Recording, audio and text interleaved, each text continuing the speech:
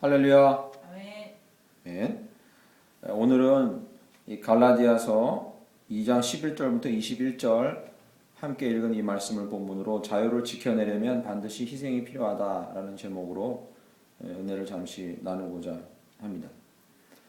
오늘 본문 말씀을 포함한 이 갈라디아서는 짧은 책이지만 그러나 구원 얻은 자의 이 삶, 그리고 그의 구원뿐만 아니라 그의 구원 얻은 자의 삶에 대해서 이렇게 심도 있게 전곡을 잘 찌르고 있고, 그리고 그것을 변호하고 있고, 또 그것을 위해 저항하고 있고, 그것을 이렇게 명료하게 쓴 책이 또 없습니다. 워낙에 짧은 책 안에 심도 깊은 얘기들을 농축해서 넣어놨기 때문에 쉽게 읽을 수 있는 책은 아닙니다. 이것이 짧은 책이라고 결코 쉽게 읽을 수 있는 책이 아닙니다. 그래서 오늘 11절부터 21절 말씀은 딱 하나의 사건을 놓고 이렇게 길게 쓰고 있는데, 그 사건은 바로 사도 바울이 공적인 자리에서 대사도, 즉 당시로서는 사도 중에 제일 권위자로 인정받고 있던 베드로를 심하게 책망하는 이야기를 담고 있습니다. 이것은 놀라운 일입니다. 사도 바울은 사도가 된 지 이제 얼마 안 되는 신출내기죠. 당시로 보면 그렇다는 거죠. 당시 사람들의 눈으로 보면. 지금은 평가가 그렇지 않습니다. 그런데 그가 이 베드로를 심하게 책망하는 장면입니다.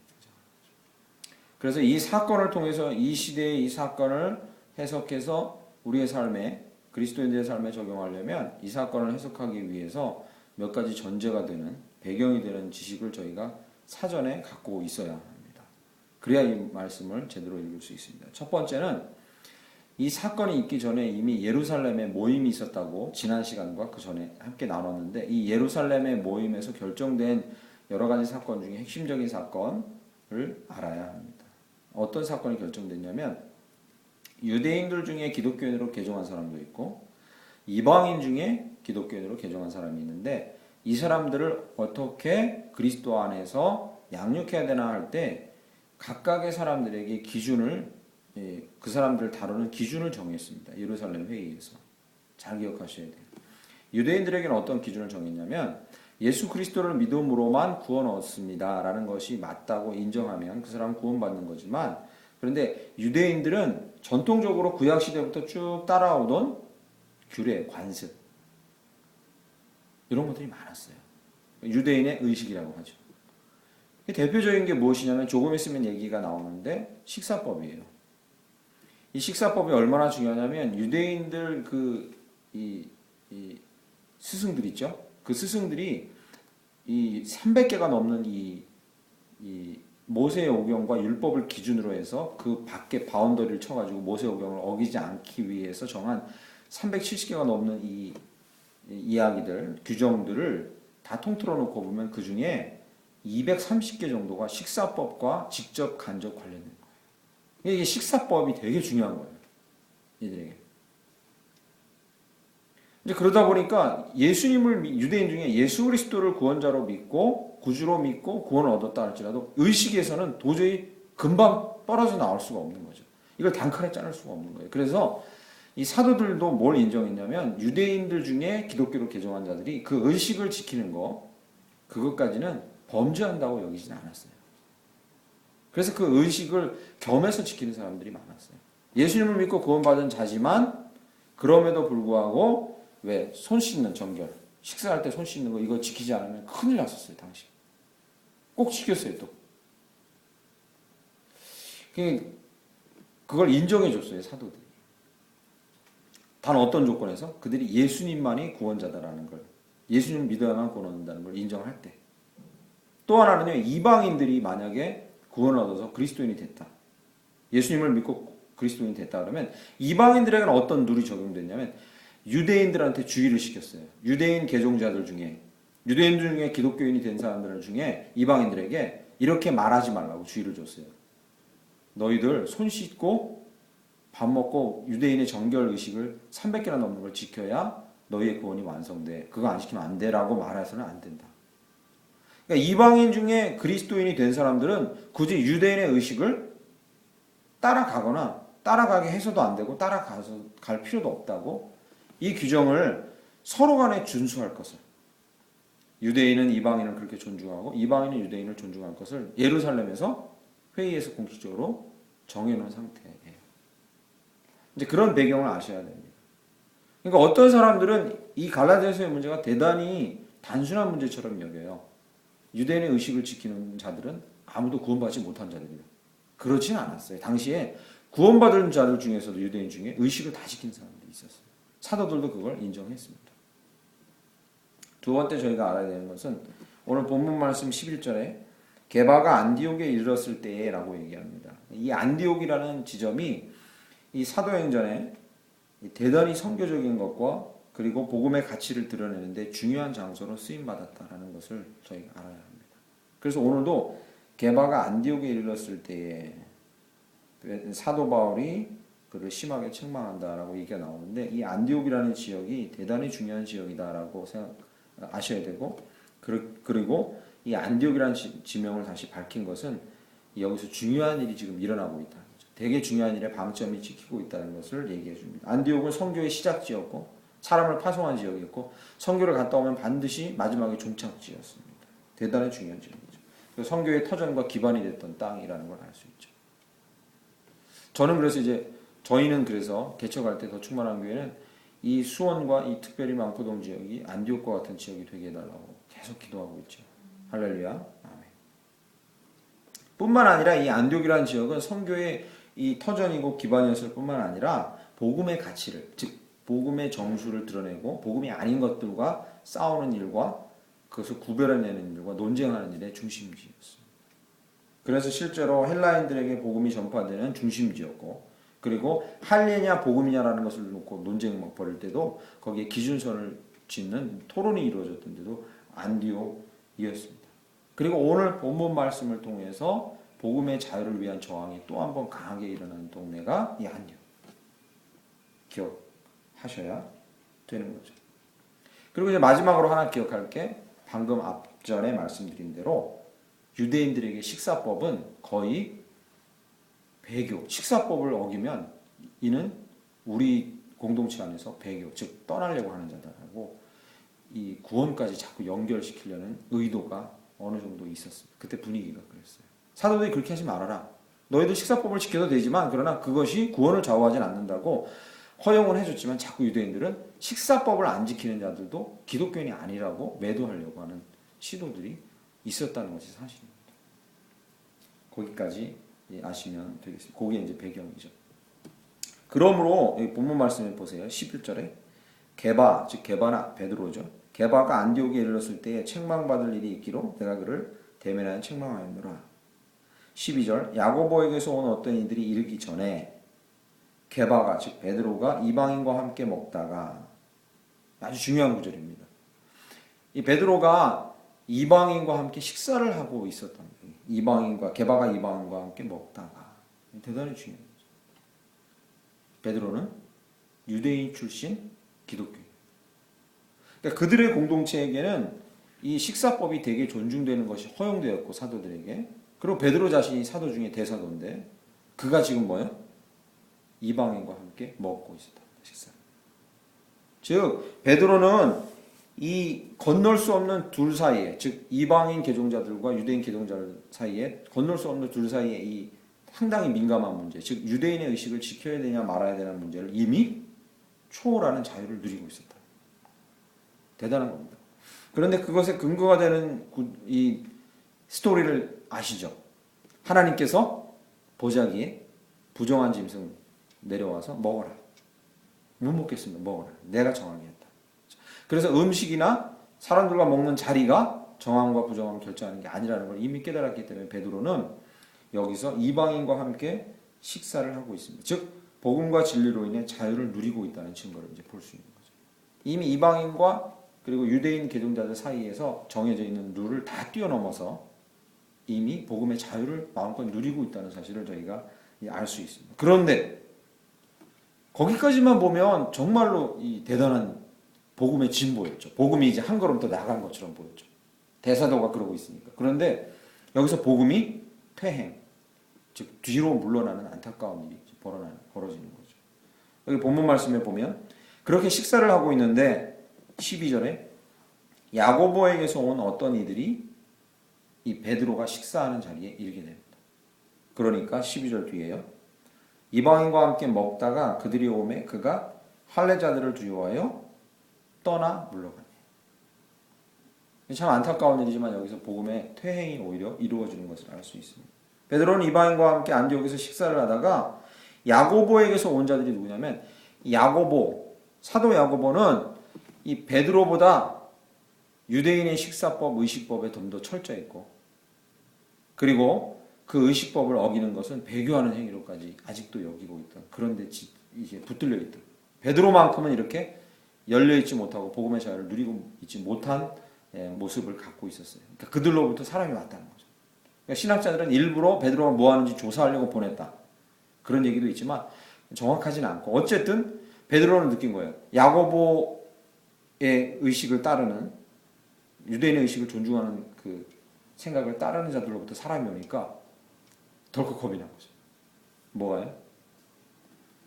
야고보의 사람들에게 비난받을 일과 뒤따르는 그 토론과 논쟁을 내가 어떻게 감당할까라는 것을 생각하고 덜컥 겁이 나버린 거죠. 그리고서 여기요, 12절 끝에 떠나 물러가니, 그 자리를 황급히 떠나버렸어요. 회피한 거죠.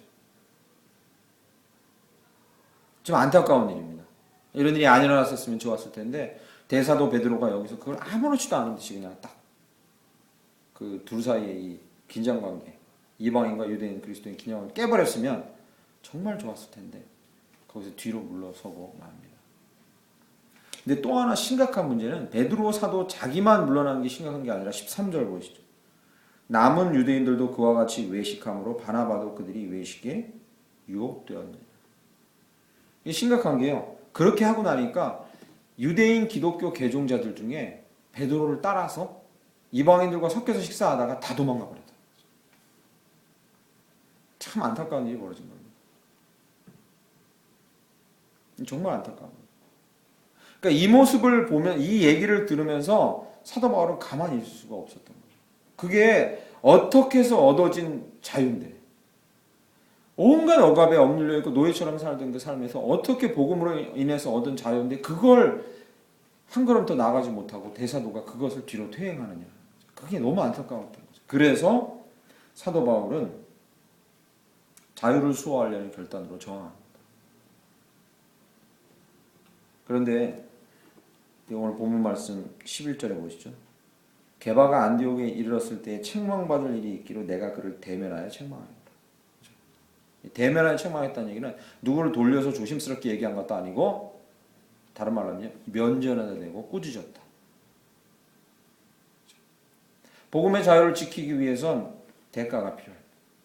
희생이라는 대가가 필요합니다. 사도 바울은 그것을 각오한 거죠. 이게 뭐 대가가 뭐가 필요합니까? 이게 엄청난 일입니다. 사도 바울은 아직도 많은 사람들 간에 의심을 사고 있었던 사도였고요. 베드로와 야고보와 같은 사도들은 이미 예루살렘 공의회를 대표하는 사도였어요. 잘못하다가는 사도 바울의 입지가 송두리째 날아가 버릴 수도 있는 상황입니다. 심지어 이런 말까지 들을 수 있는 상황이었어요.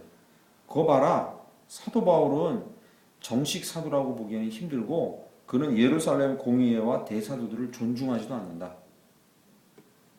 이런 말을 들을 상황까지 처해 있었던 거죠. 이건 대단한 결단이고 엄청난 희생을 각오한 겁니다. 그렇지 않아도 사도 바울은 약간 왕따적인 분위기가 있었어요. 다른 사도들 무리에서는, 예수님을 따르던 그 12사도들의 무리에서는 왕따적인 분위기가 있었는데, 이렇게 심하게 베드로를 책망하고 나면 그는 어떤 상황에 처할지 모르는 큰 모험을 감행한 거죠. 사랑하는 성도 여러분, 오늘 제목에 써 있는 대로 복음으로 인해, 진리로 인해 얻어진 자유를 지켜내려면 반드시 희생이 필요한 줄 믿습니다. 사도 바울은 그래서 각오하고 있어요. 지금. 기억하세요. 그런데 반드시 희생이 필요한데 뭐요?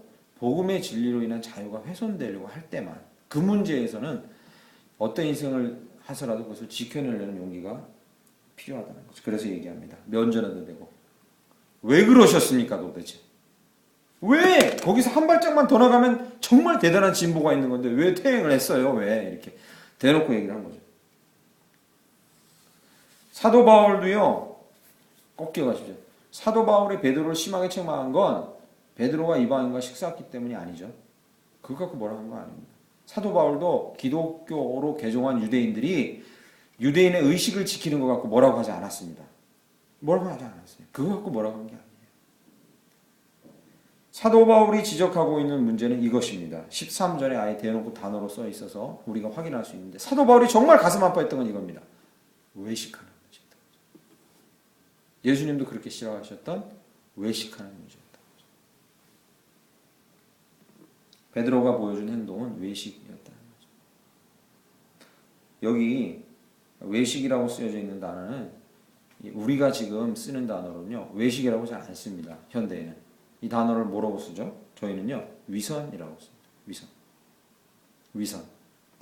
이 외식이라는 단어가 이 영어로 히포크라이스 이렇게 쓰는데 이 히포크라이스가 실제로 이 헬라 문화권에서 예전에 어떤 용어로 쓰였던 단어를 영어에서 차용한 거냐면 극장에서 연극 무대에 오르는 그 연극인들이 자기 모습은 보여주지 않고 다른 사람처럼 흉내낼 때 가면을 쓸 때 그거를 히포크라이스 즉 자기 모습이 아닌데 그것이 자기 모습인 것처럼 보여주는 거죠.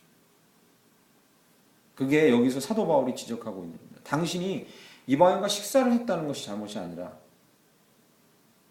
당신이 이방인과 식사 안 하고 떠나갔다는 것이 잘못된 게 아니라 당신이 마음 가운데 있는 복음과 그리고 진리로 인한 자유 그것을 갖고 있는 자임에도 불구하고 그렇지 않은 자처럼 보이려고 했던 거예요.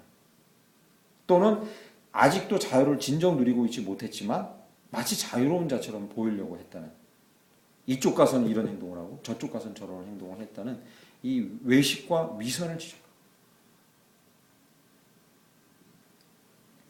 이 외식과 위선이 왜 위험한데요? 요 13절에 나온 대로요. 남들을 잘못된 길로 인도할 수 있다. 이러한 사건을 겪고 나서요. 이방인이 하나님의 백성이 일부러 온전히 용납될 수 없다고 그런 뉘앙스를 풍길 거 아니에요. 그죠? 밥 먹다 말고 이방인이랑 밥 먹다 말고 도망가 버리면 그 이방인들을 사람들이 어떻게 보겠어요? 아, 이방인들은 아직 구원받기 모자란 사람들이구나. 이런 암시를 줄 수 있잖아요. 그리고 이방인들 본인들에게는 어떤 느낌이 들겠어요? 베드로가 먹다 가버리면 아, 나도 진짜 기독교인이 되려면 유대인 의식을 지켜야겠구나. 대사도가 그러고 가버렸으니. 그럼 외식이라는 것은 자기 자신에게만 피해를 미치는 것이 아니라 주변 사람들에게도 엄청난 피해를 미치는 복음과 진리의 자유를 만끽한 자들에게는 결코 양보할 수 없이 싸워야 되는 문제였던 거죠.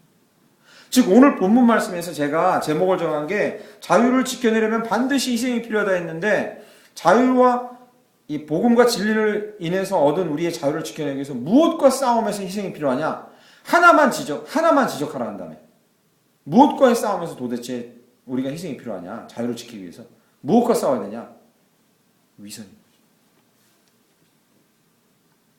그러니까 사도 바울은 이 지금 위선에 대해서 얘기하는 거예요. 자꾸 이 갈라디아서를 잘못 해석하시는 분들은 할례를 받는 것과 싸운다. 할례와 싸운다. 그냥 아니에요. 할례도 하라고 했어요. 사도들도 인정했어요. 유대인의 의식을 그대로 행해도 된다. 그대로 행해도 된다. 괜찮아요. 이 할례와 싸운 게 아니라 뭐와? 위선적인 신앙과 싸운 거예요.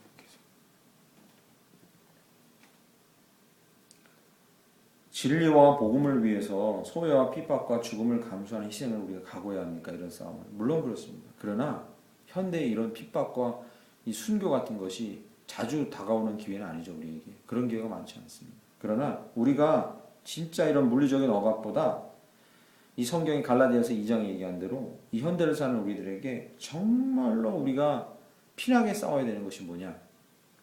위선입니다. 우리가 자유를 지키기 위해서 피나게 싸워야 되는 것은 바로 위선입니다. 위선의 뜻이 뭐라고요?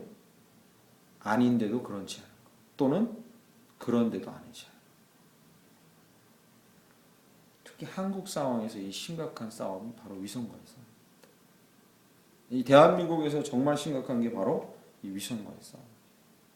이 대한민국이 유교 문화이고 솔림 문화이고 체면 문화이기 때문에요. 그런데도 그렇지 않은 것처럼 그렇지 않은데도 그런 거죠. 이 땅의 신앙생활은 위선을 벗기 위한 투쟁이라고 해도 과언이 아닙니다.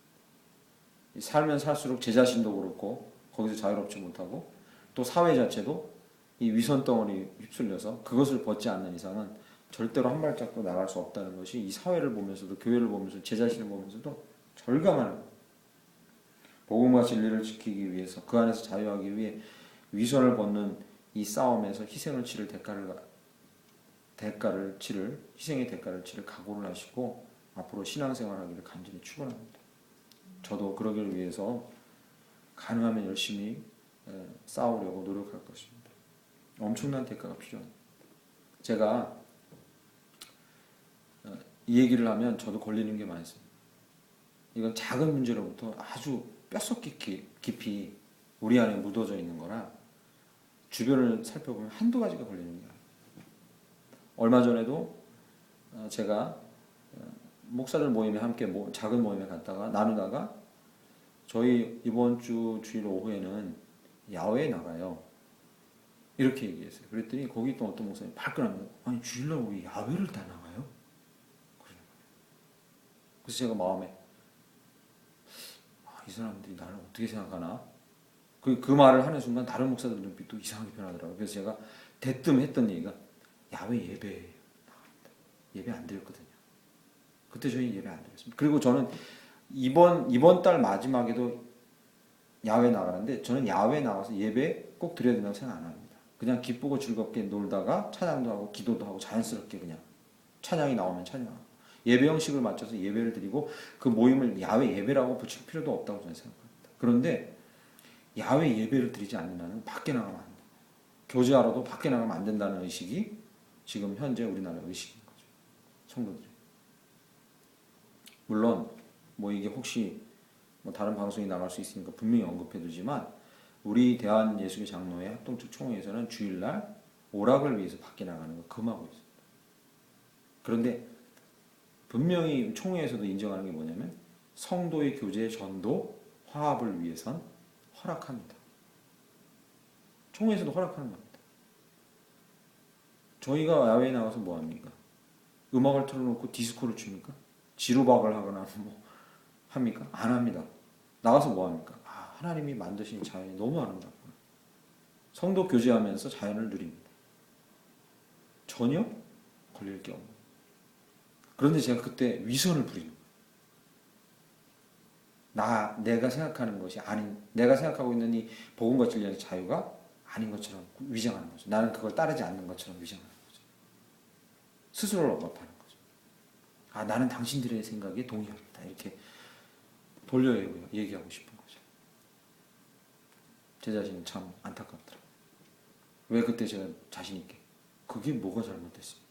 성도가 나와서 교제를 하고 깊이 알고 자연을 하나님이 창조하신 자연을 누리고 그 안에서 안식을 누리는 안식일인데 뭐가 잘못됐습니까? 라고 왜 얘기를 못했을까라는 게 아직도 저는 복음과 진리 안에서 자유를 누리지 못하고 있고 그런 안타까움이 들었죠.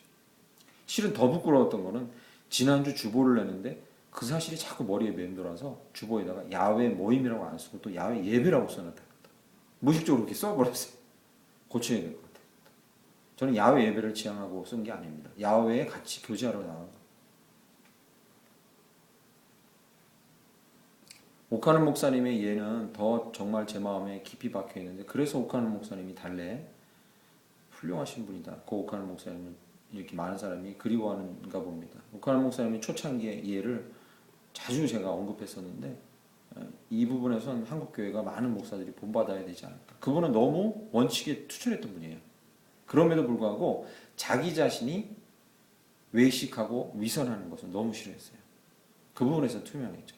그러니까 다른 사람들 앞에서 진리의 말씀, 복음 안에서 서는 것은 되게 투철했지만 위선이라고 여기고 거짓되게 보여지는 것에 대해서, 꾸미는 것에 대해서는 되게 싫어하는 거죠. 초창기에 성도가 조금 생겨나고 부교육자가 생겨났을 때 부교육자에게 설교를 맡기고 일주일간 쉬러 가야겠다고 광고를 내라 했는데 이 부교육자가 알아서 긴 거죠. 목사님 기도원에 가신다고. 기도하러 기도원 가시니까 기도해달라고 이렇게 쓴 거죠. 그 목사님이 이 성도를 불러 야단을 친 겁니다. 이 부교육자를 불러서 야단을 친 거죠. 네가 왜 나로 위선을 하게 하냐. 거기다 쉬러 간다 해라. 담임 목사, 북한 목사 쉬러 간다. 일주일간. 쉬러 간다. 난 쉬러 가는 것이다. 내 기도원에 가서 기도만 하고 있는 게 아니다. 난 쉬러 가는 것이다. 라고 정식으로 써라. 그런 얘기를 했다고 하더라고요. 저희가 싸워야 될 것은 이게 가벼운 문제 같지만 가벼운 문제가 아닙니다. 바울이 사도 베드로 그 대사도를 향해서 이렇게 강하게 언급하고 공격한 것은 왜 밥 먹었습니까가 아닙니다. 왜? 위선을 행하셨어요. 당신을 따라 여기 13절에 보세요. 당신을 따라 바나바도 우리가 그렇게 아끼는 바나바도 지금 넘어지지 않습니까? 웬만한 사람이 다 외식에 빠지지 않습니까? 당신이 한번 행동 잘못하면 많은 사람이 위선에 빠집니다. 이렇게 얘기해요. 대단히 부끄럽고 두려운 일입니다. 그러므로 성도로 살아가는 길은 대단한 믿음을 견지하기 위해 놀랍고 신비한 것을 보는 일 전에 스스로가 위선적이지 않은가를 돌아보는 게 그게 더 먼저이고 중요한 일입니다.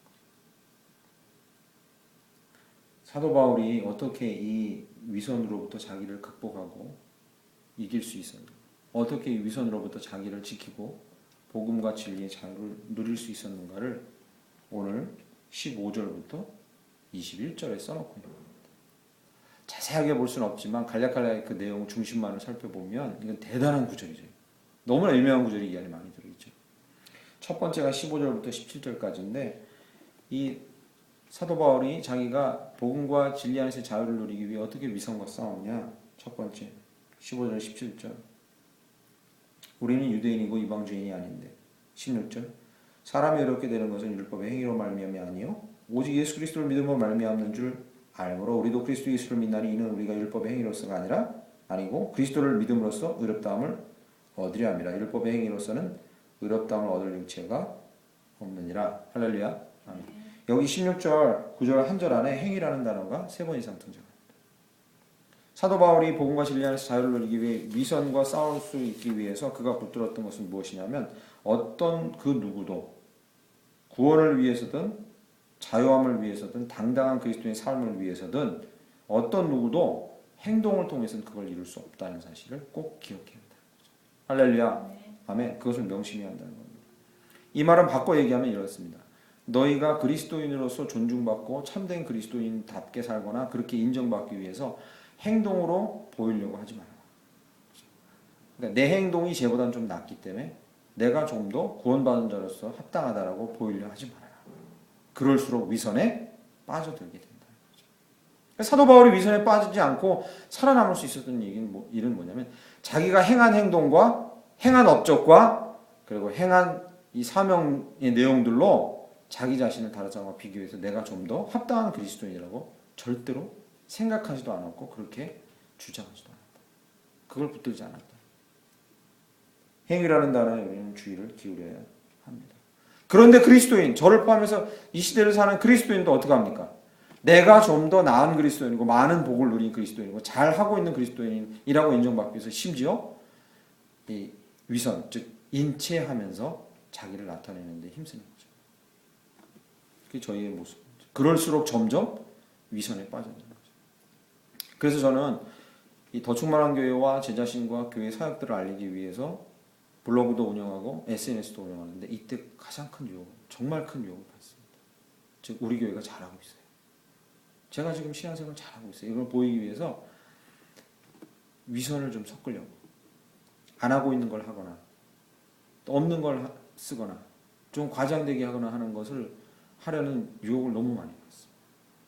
그러나 그렇다고 SNS를 안 하고 홍보하는 걸 전혀 안 해야 됩니까? 그렇게 생각하지는 않습니다. 그러나 저희가 계속 주의해야 될 것은, 기억해야 될 것은 무엇이냐? 행위로는 어떤 자도 구원 얻은 자라고 인정받을 수도 없고 더 잘 믿는 자라고 인정받을 수도 없다. 그 유혹에서 벗어나라. 두 번째는 17절부터 19절 사이에 있는 것입니다. 그 내용이 긴 내용이 나오지만 핵심 되는 구절은 19절입니다. 내가 율법으로 말미암아 율법에 대하여 죽었나니 이는 하나님에 대하여 살려 함이라. 이 말을 다른 말로 풀어서 해석하면 이것입니다. 나는 율법을 지킴으로 오히려 율법을 폐했다라는 겁니다. 즉 율법이 핵심적인 대로 들어가면 결국 율법을 뛰어넘는 것으로 나아가게 되었다라는 거죠. 할렐루야. 아멘. 즉 다른 말로 하면요, 전통과 율법에 대해서 반응하지 않는 결단을 하는 것이 율법의 목적이라는 거죠. 나중에 나오는데 율법에, 그래서 이 말을 바꿔서 얘기하면 율법의 목적은 죄를 알게 하는 것. 내가 잘못됐다는 걸 알게 하는 것까지가 목적이지, 그러고 나서는 율법을 뛰어넘어서, 그럼 내가 잘못됐으니 죄인이니 어떻게 합니까? 죄인인 것을 깊이 알게 하는 것이 율법의 목적이고, 그 다음엔요, 뛰어넘어서 예수를 붙잡는 거죠. 즉 이 과정에선 패러다임 시프트라고 얘기하는 저희 이 감정과 영혼의 대단한 도약이 필요한 거죠. 성령의 도움을 얻어서. 즉 율법으로 죄인임을 계속 깊이 깨닫다가 성령님의 도우심을 입어서 예수 그리스도를 구주로 붙드는 이 내면의 대단한 변화가 필요하다는 거죠. 비단 구원을 얻는 순간에만 그런 게 필요한 게 아니라 구원 얻은 자로서의 삶을 살아갈 때도 위선을 피하기 위해서 반드시 필요하다는 거죠. 내면에 율법에 매이지 않고 그걸 뛰어넘어서 항상 그리스도를 붙드는 대로 나아가는 게 필요하다는 거죠. 식구들이 얘기합니다. 내가 율법으로 말미암아 율법에 대하여 죽었나니. 즉 율법을 잘 알지만 그것을 뛰어넘어서 하나님에 대해서 살려고 하는 게 목적이라는 거죠. 누구를 붙들고? 예수 그리스도.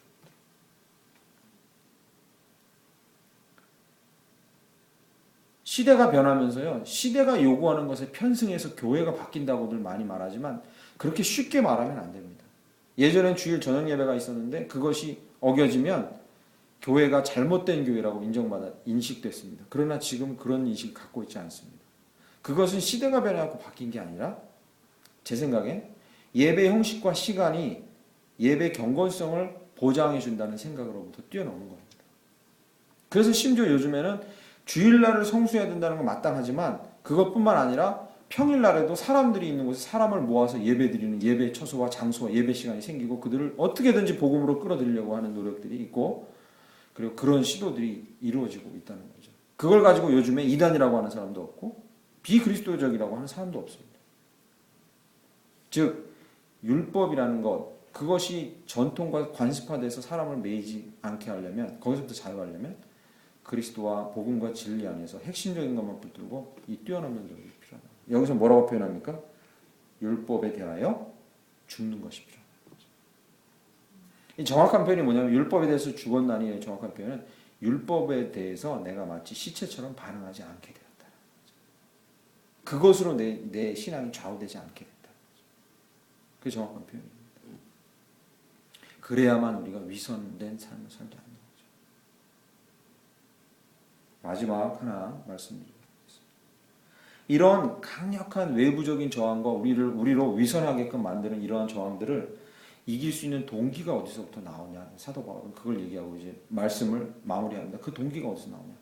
위선적이지 않게 되려면요, 두려움이 많습니다. 왜? 나만 왕따 될까 봐. 많은 교회들이 그렇게 하는데 내가 먼저 그렇게 했다가 욕 먹을까 봐. 이런 고민도 있잖아요. 그런 두려움에서 우리를 벗어나서 우리가 복음과 진리의 자유 안에서 흔들리지 않고 서게 되려면 이 강력한 동기가 필요하다는 거죠. 그게 20절입니다. 20절 유명한 말씀이죠. 내가 그리스도와 함께 십자가에 이미 못 박혔고, 그래서 내가 사는 게 아니라 뭐요? 오직 내 안에 그리스도께서 사시는 것이라. 이제 내가 육체 가운데 사는 것은 나를 사랑하사 나를 위해 자기 자신을 버리신 하나님의 아들을 믿는 믿음 안에서 사는 것이죠. 할렐루야, 아멘. 복음과 진리 안에서 자유를 누리고 위선을 행하려고 우리에게 자꾸 자극을 주는 저항으로부터 우리가 승리할 수 있으려면 두 가지입니다. 삶의 방식이 무엇인지 확실히 알아야 됩니다. 우리의 삶의 방식이 뭡니까? 우리는 죽었고 예수 안에서만 사는 거예요. 할렐루야. 당신의 삶의 방식이 뭐냐? 나의 삶의 방식이 뭐냐라는 것을 계속해서 기억해야 됩니다. 나는 내 의지나 내 뜻이 아니라, 심지어 이 세상과 세상의 가치관이 아니라 그리스도 안에서. 또요, 삶의 가치가 무엇인가라는 기준에 대해서 분명한 답을 우리 스스로 갖고 있어야 됩니다. 삶의 가치가 뭐요? 21절에 나옵니다. 끝에 보시죠. 그리스도께서 헛되이 죽으셨느냐. 즉 우리의 삶의 가치가 무엇이어야만 우리가 이러한 저항을 이기고 자유함을 누릴 수 있습니까? 우리의 삶의 가치가 뭡니까? 그리스도의 죽음이 헛되지 않게 돼요. 삶의 방식이 무엇입니까? 그리스도 안에 사는 것. 그리스도 안에서 그리스도와 함께 동행하고 성령과 함께 동행하고 그게 삶의 방식이 돼요. 삶의 가치는 무엇입니까?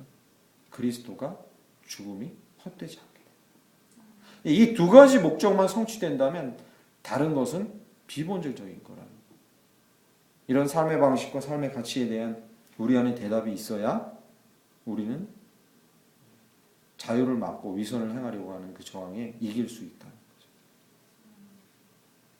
그리스도와 함께 걷는 훈련이 성령과 함께 동행하는 것이 우리의 삶의 방식이 되어야 할 줄 믿습니다. 이것이 내가 그리스도 안에 산다는 것이죠. 맞는 말입니다. 그러면 다른 사람이 아무리 뭐라 해도 말씀이 얘기하고 그리스도가 나와 함께 지금 일하시고 성령이 나와 동행하신다는 걸 확신하는 자는 힘든 걸음이지만 걸어갈 수 있는 거죠. 또 하나 그리스도께서 영광을 받으시고 내가 혹 자유를 위해서 행하다가 내가 나의 존재가 사람들에게 별로 가치 없는 존재처럼 여겨져도 그래도 복음과 진리만을 위해서 걸어갈 때 그리스도가 영광을 받으신다면 그럼 우리는 그 길을 걸어갈 수 있게 되는 거죠. 제가 지금 아주 예전에 한 6, 7년 전에 듣던 CD, 복음 가스펠 CD를 하나 꺼내서 다시 듣고 있는데 그 가스펠 CD 안에 이 노래 하나가 나옵니다. 그게 뭐 그 가사 중에 정말 이 딱 맞는 가사가 있는데 그 가사에 이런 가사가 나옵니다. 나의 한 가지 소망이 있는데 내가 삶의 길을 다 걸어간 다음에 뒤돌아보면 내 모습이 주님 뒤로 물러서 있는 것. 그것을 내가 바란다. 라는 거죠.